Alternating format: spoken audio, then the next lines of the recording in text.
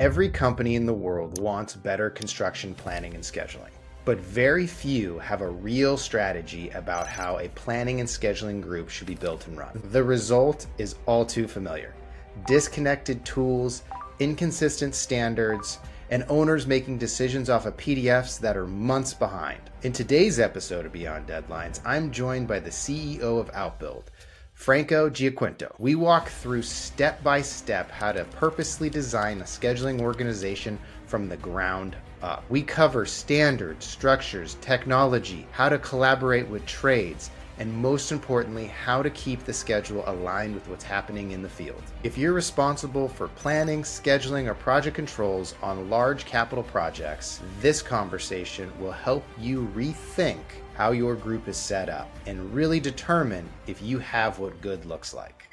Welcome to the Beyond Deadlines podcast, where we tackle challenges that planning and schedule leaders come across on a day-to-day basis.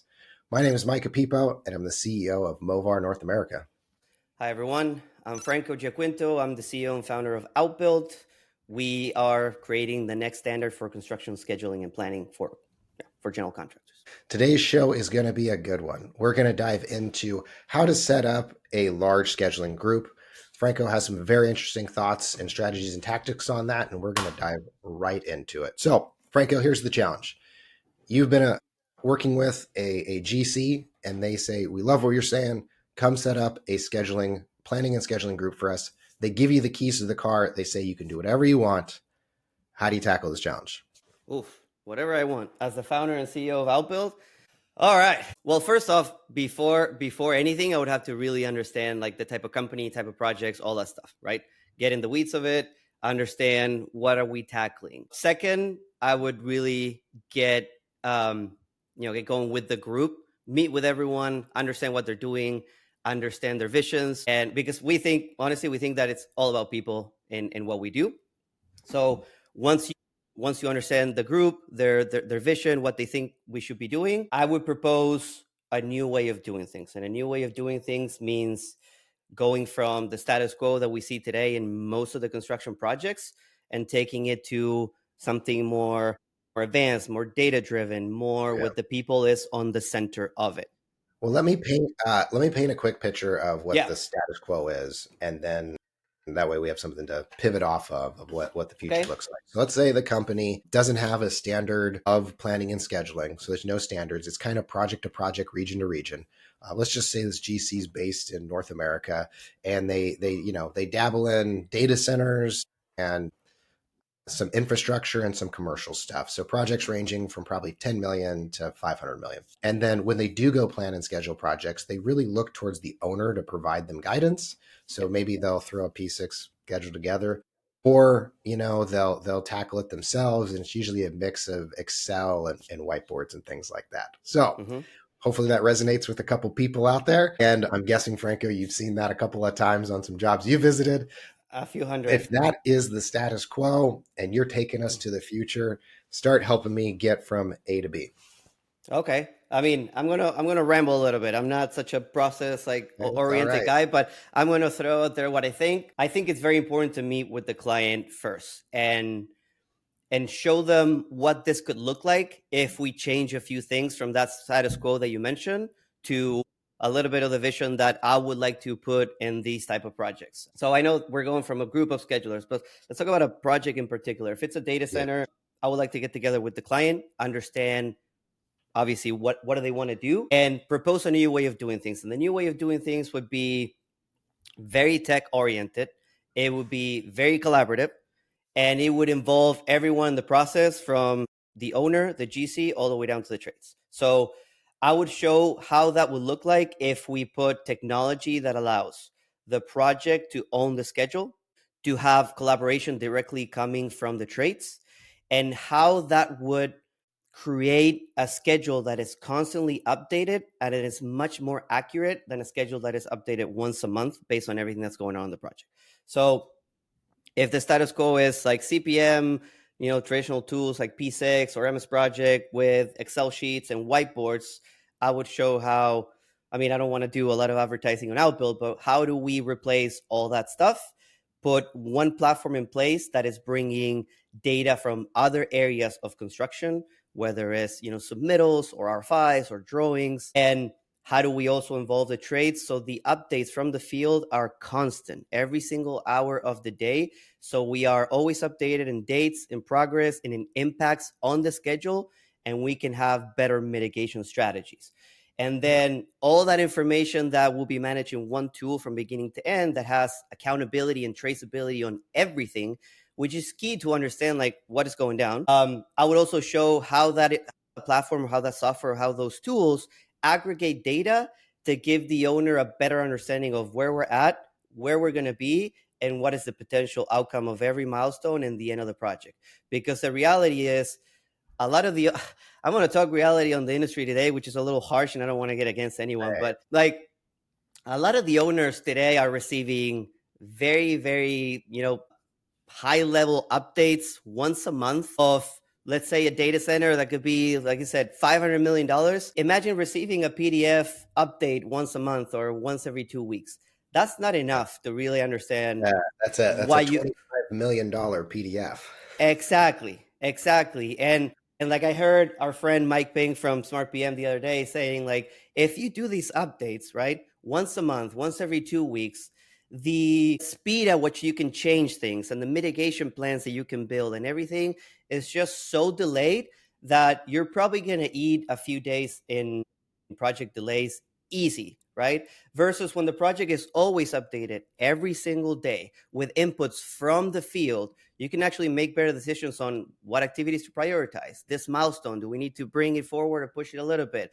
Can we switch some trades coming in early to finish these activities while the other ones prepare the make ready plan for these other activities? Like in the field, it needs to be tactical. You can't have super detailed schedule where something moves and destroys everything else, because that creates a lot of issues and it's very hard to prioritize things. So I think we need to move from that, hey, CPM schedule, PDF update once a month. Let me just show a lot of things that I want to show and protect the reality of the project, to, hey, this is what's going on. This is the update today.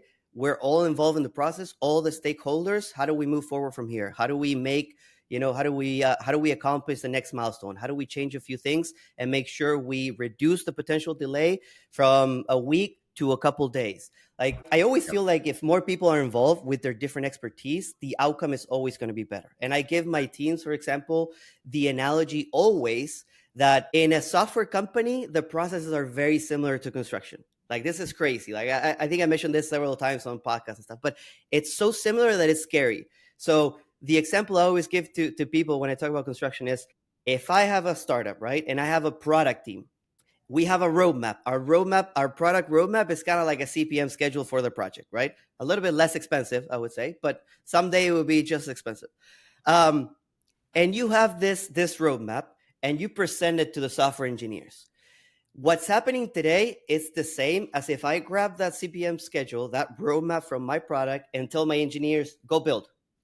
And I don't have any input from my software engineers, from my designers, from my PMs. So like, hey, Franco, this is going to need a heavy like restructure on this. This integration, we're going to need to solve these, NDAs, like integrations, all that stuff with this company. This is going to need us to really understand the math of these formulas and stuff like that. If I don't have that input and I don't involve them in the decision-making, not only strategical, but also tactical, then I'm just shooting myself in the foot, and I'm expecting us to build something because I have an owner, i.e. an investor, that is telling me, hey, you need to launch this product by Q4. Yeah. And the reality is that's usually going to fail. Yeah. Let me do this real quick, and I'll give you, I've been watching a lot of baseball lately with the World Series going on. So I'm not a baseball guy, but okay. That's okay. There's not going to be a baseball analogy here. Well, actually, maybe there is. But I'll give you a fielder's choice. I want to dive into that. How do you bring in this and create this collaboration? Okay. And there's different phases of a project, and there's different styles of collaboration. So I kind of want to touch on each of these three buckets I'm going to mention, but I'll let you pick one you want to tackle first. The first one would probably be the one you mentioned, maybe the most, where the project is ongoing, and you're bringing in people to give their progress updates and status, and I'll give the micro adjustments to the schedule. I'd say the middle one is a baseline schedule. At a certain point in time, you have to, in some way, validate your work back to the client. Now, that can be a full schedule, partial, billions of ways to skin that cat. but I feel like that's a collaboration setting. And then there's one before where you're not actually doing construction, you're in pre-construction, or even you're just kind of in thought process land, and there's a collaboration space there. So I kind of like to walk through each of those three buckets and talk a little bit about how do you see collaboration taking place in those sorts of areas. Okay, let's do it. Which one do you want to tackle first? It's your choice. I'll let you fall on your own sword.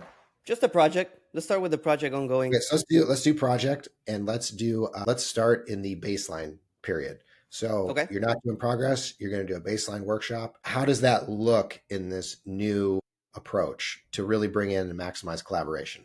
Okay. Well, I would say what differs from traditional way of doing that baseline update and what we're proposing is that baseline should always be updated. But if it's like we have a meeting with the customer, we need to update it to present this. All right, let me walk back a little bit. This is the actual creation of the baseline. So you don't have a baseline. You're going to create one. Typically, I'd say old way, a scheduler sits in a room with maybe 1 p.m. and creates the baseline schedule, then turns around and goes, da-da. What's the new way? I mean, the new way is not something that I'm going to invent or we invented at all. I think, and we think, that the best way of doing that, let's say creating that master plan and then that phase planning that is going to involve the critical milestones, the handouts, all that stuff, and then building this baseline schedule. I believe that the best way of doing that is a combination of traditional CPM for very strategical, high level, understanding of the project, and then doing phase planning with lean methodologies like last planner system, so you can work it backwards from handouts, delivery milestones, all the way down to what do we need to get done to achieve that. And I feel like that's the best way of doing that, even at a high level, like a phase planning level, but it needs to be done with the people in the field at that point in time. This can be done by just a scheduler or a team of schedulers. This needs the input from the trades. This needs the input from the PM, from the assistant PM, even from like anyone managing any type of data, because they'll have some sort of critical input that is going to be needed for building that proper baseline. Yeah, how do you think for the trades? I love your approach and where you're headed with it. And then just for the trades really quick. Yeah. Sometimes I've done these reviews and I get really great feedback and I feel like we're collaborating and they're actually, we're getting reviews, we're talking about it. And other times I get the, yes, that looks great. And I kind of get a sense of like, are we actually collaborating here? What are your thoughts on how to really maximize that collaboration in that space when there's many unknowns? Like a lot of times the design's not finished, maybe they don't fully know the equipment that's going to be placed. I mean, there's some big gaps, but you need to get people in there facilitating. How do you see kind of really driving that?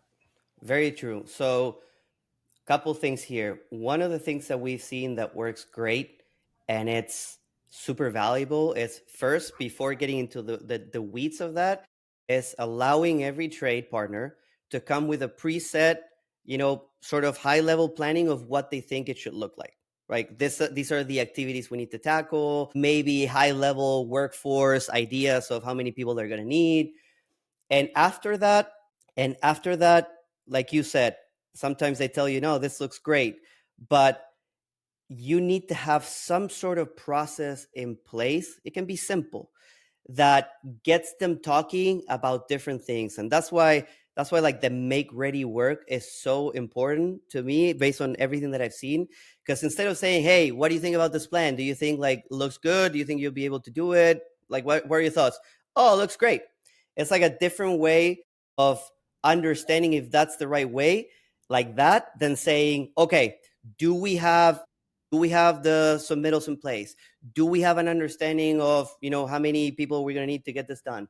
Do we have any roadblock here that is going to be maybe owned by some of the other trades? Like, is there anything blocking you? Is there anything that it might prevent you to start this? Yeah, actually, now that I think of, like, we're going to need this equipment that I haven't seen it today in job site. There's different things that are that checklist, that process to get the make ready work, so people have everything they need to get the job done and they can confidently commit to activities on any given day, any given week. If that is not done like that, then you're just asking them, do you think this is good? Like, can we get this done? Oh yeah, That's like when I go to my team and if I talk to my sales team, I'm like, hey guys, we need to bring $5 million in revenue. Can we do it? Yeah. Everyone's like, yeah, of course. Right. But then if you're like, okay, let's flip it out. We're selling this ticket to this amount of companies. How many companies do we have in the pipeline? We have 100. Okay, if we sell this ticket, then we can make it happen. Do we need to achieve 80% of that pipeline? Can we get it done? You know what, Franco? Let me look at data. Historically, we've done 60, 70%. This is a reach. Like we would get there with a Hail Mary. In this case, it's kind of similar. If you don't work it backwards and understand resources, any roadblocks that might be important, like do the make ready work with everyone involved, then the outcome is not going to be even close to what it could be with that level of collaboration. Maybe you're not going to figure everything out, right? Construction has a lot of variables and a lot of unpredictables. Maybe you plan everything and it's like, boom, storm, like concrete pour is screwed. But the less risk you have and the more process you build to mitigate that risk when the day comes to execute, then the better outcomes you're going to have, right? And the more collaborative, meaning everyone involved with their own voice. There's always a gatekeeper. That's fine. Like we're not trying to build kumbaya land where everyone can input everything and then it's a mess, right? There's always gatekeepers. There's always processes. But when you get that input on a daily basis, then the reality is that schedule is much more reflective of reality than if you don't have that input. And that input sometimes is something as simple as that input is sometimes something as simple as one contractor, the electrical contractor, like raising his hand and be like, by the way, guys, there's no way I'm going to be able to start that on Friday because ABC. Boom, that's it. You had something on Friday, now you're going to have to move it to Monday. And having a platform that allows you to, forecast that, input that change and understand what will be the impact will give you the truth today, not in 6 days or 7 days from now when you sit down and update the schedule to real life. It gives you the input today. So today you have a better understanding of what's happening and a better possibility of, talking to your owner and or talking to the client and get a better plan in place instead of waiting and be like, by the way, we're not going to be able to deliver this. We're going to be delayed a week. Then that's when the problem starts. And that's when the relationship starts breaking construction. And we've seen it 1,000 times. If you've been watching the show for a while, you know that I want the very best for you in your career as a construction planner or scheduler. That is why I wrote The Critical Path Career. This is the first book that is specifically geared toward construction planners and schedulers. In it, I provide specific advice on how to get a raise, how to get a promotion, and how to find a new job. I include 26 interview questions and provide the answers so you don't have to go into that next interview not feeling like your most confident self. I also provide 34 impact ideas that you can bring back to your team to help advance how they are planning and scheduling. You'll find a link for the book down below. Thank you for everyone who's supported the show. Yeah. I was just going to go on your hypothetical on the weather. It would be like, if you just have that weather incident, but you have all your other ducks in a row, weather passes, you're out, you file that change order to the owner, they have weather delay in it, everybody's moving on, the ship's rolling. Exactly. Right? In another scenario, you don't have all your ducks in a row, the sun comes out, you go to work, oh, we didn't get that RFI for the rebar on casing zone A, and now I'm still chasing the owner to get the weather delay approved. Where's the, and there's just so many little things that if you don't have that lined up. Well, let's switch gears a little bit because I feel like we hammered the baseline. I want to get into kind of the progress update, and you really brought up a great subject of, building out that detailed level of work. And I guarantee there's some planners and schedulers out there that their little light bulbs in the back of their heads are going off. They go, wait a second, Franco, hold on. Hopefully. Okay. If we go too detailed, it becomes a mess and hard to update, and so now that can be a constraint from software, but it also is a constraint from people, because either to solve either way. So walk me through. I'm a big proponent of what you're throwing down. I like the level 3, level 4 schedule. It shows the high level plan. You break the plan down into zones or phases, and then you start going into a lean production style delivery of work. And you really get the trades involved, and it's make ready work. But for the non-believers out there, how does that not get more complicated, harder to track, more convoluted in a more, like if you looked at it from a traditional sense, I guess? Okay, that's fair. From a traditional sense, maybe. Because in the traditional sense, in the status quo way of doing things today, managing that it's hard, man. Like I've been on $1 billion job site where they're doing that process that you mentioned with the old way, and it's very hard, right? You have 1,000 of spreadsheets with data, with the inputs of the field. You have the planning sessions that are long, and no one pays attention the full Yeah. meeting. The good old like 3 hour Exactly. and you're like, oh, I got things I got to do. Man, if you're doing it this way, the way you just mentioned, like the way we think should be done with the old tools, and I don't want to focus on the tools because it's all about the people. The tools are just exactly that, a tool. But doing that the old ways, it's hard. It's hard. You have fragmented piece of information that you need to put together, and that's where the scheduler is like, okay, shit, I need to grab all these Excel sheets, maybe something that we have on a digital whiteboard, like whatever else, and maybe read on Procore information on submittals, information on safety, whatever. And let me put all that knowledge back into like an updated baseline or schedule or whatever. Of course it's hard. Of course it's hard. It's actually crazy hard. We've seen joint ventures that have 3 different ways of doing that, and they're trying to get the understanding of what's happening in the project as a whole. I've overseen projects where I walk in and then the JVs are interfighting because I believe my schedule. No, my schedule. No, my schedule. Exactly. So again, I don't want to bring it back to software, but that's where technology helps. We're not, I want to say this is important. Like the knowledge and experience that schedulers have is necessary, is super important, is crucial. But I want to emphasize that technology is there to support, to help, to make these managing information, data processes easier. I mean, today as a company, we wouldn't be able to be as efficient as we are if we didn't use HubSpot, if we didn't use like all these other tools that are supporting our teams to be more efficient, to do better work, to have more data. This is the same with what we're proposing today. These processes that are bringing inputs from a lot of different people, the only way to properly manage it is if you have technology that supports it, and not 3-5 pieces of technology. Ideally, one that is grabbing these processes as a whole and then bringing data from another tool and sending that data to another tool that is crucial for the company. If not, it's very hard to manage. And I totally understand it. But the data that comes from, input from everyone is so much more compelling and rich than the data that comes only from someone that knows the schedule really, really well.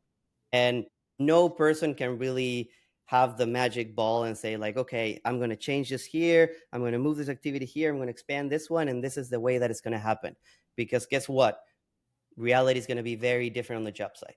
And if your guys on the job site are not aligned with what you're planning, then it's never going to happen, man. It's going to go like this.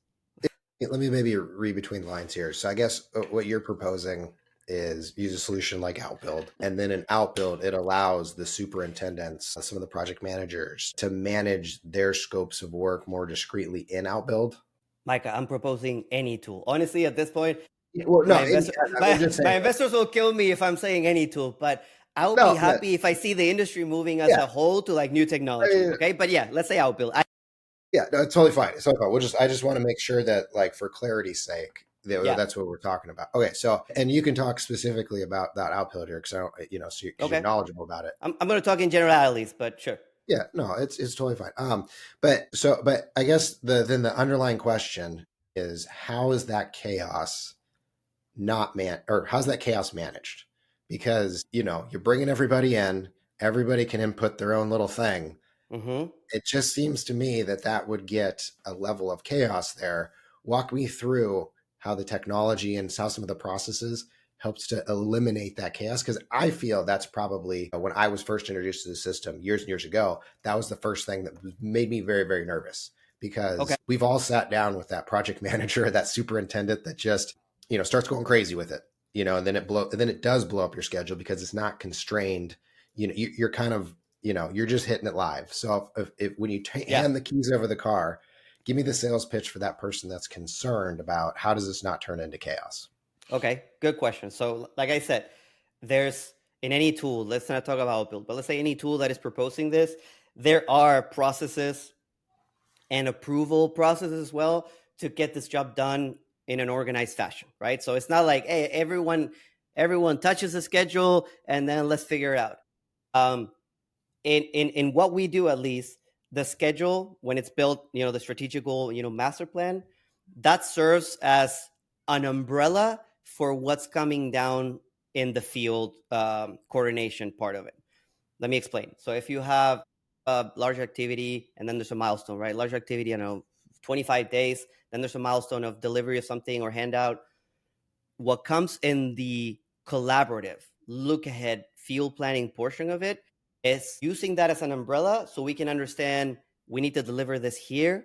What are the different things that need to happen from all of us here in the room to get that job done, to deliver that?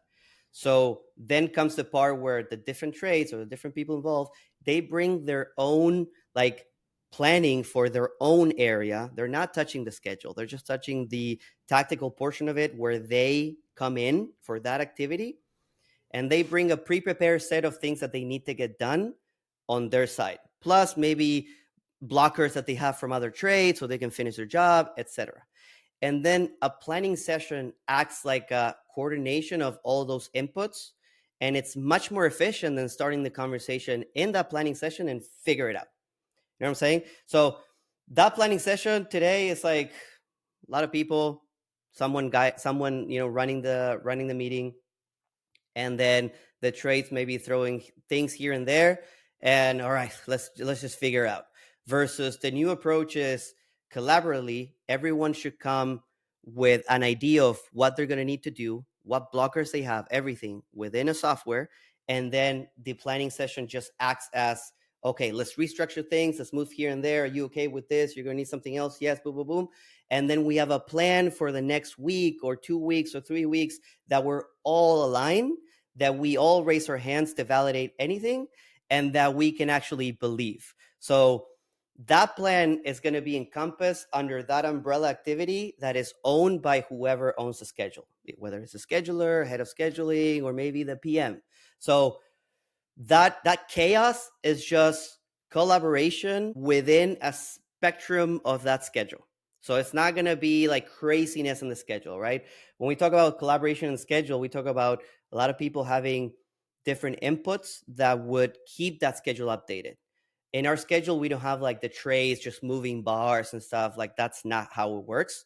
It's just that input from the field pushing the short midterm planning portion of it, and then having a better understanding of how those umbrella scheduling activities are going to behave. Because if on this side, on the tactical side, we can't get buying that we're going to finish it by that day, then your schedule is already like outdated.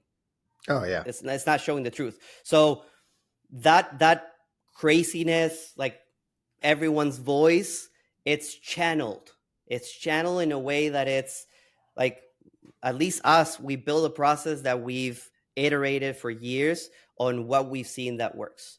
And that process is like all this noise, all this craziness, all these ideas. We put them in a short-term plan. We put them in the machine and we see how that pans out. And then someone is going to be approving or validating that as a gatekeeper from that schedule. So we're just moving now from one person owning the schedule, having to manually get all these inputs, to a software that is operationally more efficient. Everyone has their inputs, but it's still managed by, most of the time, someone that will be the gatekeeper of the scheduling saying, okay, we're going to approve this, because they know the structure, they know the owner's requirements and demands, but that schedule is much more rich in data and much more accurate of reality than this one here. And then from that, we're probably going to move towards just learning and software being smarter that can help you make better decisions quicker. Like we're never going to replace the experience, the knowledge of the trades. I don't think that's going to happen anytime soon, if I'm being honest. Like I love AI, I love all that stuff, but I do believe that the experience, the knowledge, and humans collaborating with each other, it's always going to have a better result than if a super crazy algorithm is like, oh, this should be your schedule.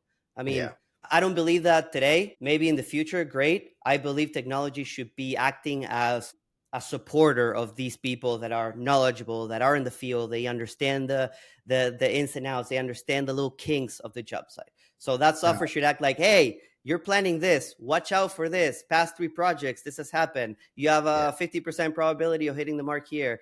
Historically, this trade has brought 5 people every single week. Now you're asking them for 7. Watch out. Like all these insights that data is creating immediately.